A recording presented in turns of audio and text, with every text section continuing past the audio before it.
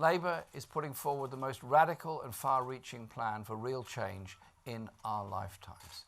But I know we've got to work very hard to win people's trust. Because for all the excitement here, many people in our country have grown weary of politics. They've lost faith that politics can change anything that actually affects their lives. I understand that. I get that. Because let's be honest about it, Westminster hasn't exactly covered itself in glory recently. The childish insults that are thrown around, rowdy MPs, the unbelievably weird rules, which I don't fully understand, I've only been there 37 years. It's all a long way, a long, long way from the reality of people's lives.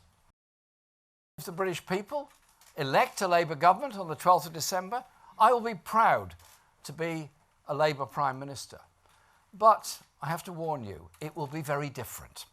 It will be a very different way of doing things. Because I was not born to rule. None of us in this room were born to rule.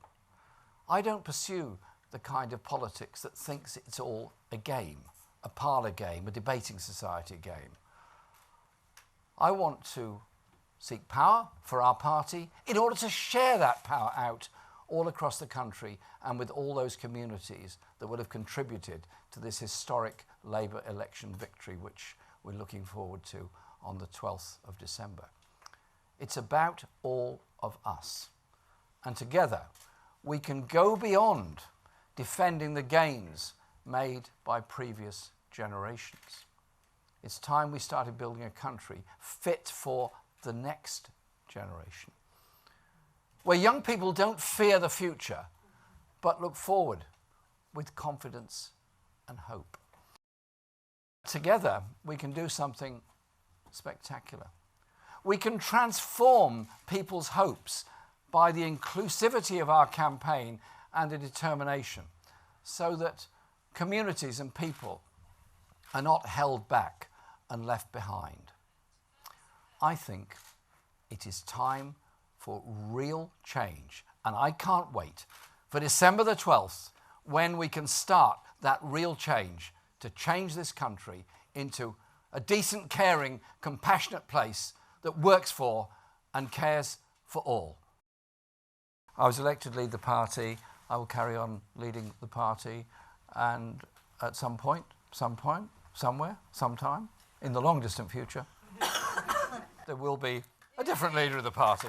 But I am very happy in what I'm doing, and we have actually an extremely talented team on our front bench of people of all ages, backgrounds, experience, more women in our shadow cabinet than ever before, more women being elected to the next parliament than ever before, thanks to all women shortlists and the promotion of women in the Labour Party, as well as a greater diversity of MPs than there's ever been before. Our party genuinely does represent people all over the country, and I'm very proud of that.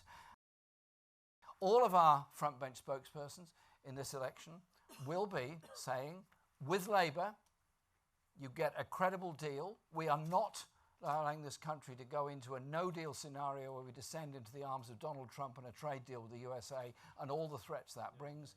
Instead, you have the Labour offer, and at the end of the day, you get the final say. I think that is credible. I think it's sensible. I think actually it's grown-up politics. My personal view on billionaires is that they've obviously got a great deal of money, therefore they're in a very strong position to pay a lot more in tax. And I think it'd be a really good idea if they did. And so our tax plans will affect the richest 5% of our society. We will be chasing down tax evasion, tax avoidance and tax havens. Because you know what? However rich, powerful and famous you are, however brilliant and clever you are, and you've got loads of money, one day, hope not, but one day, you might have a heart attack.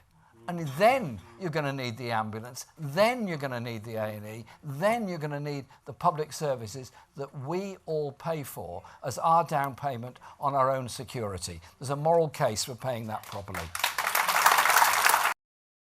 This climate emergency is for real.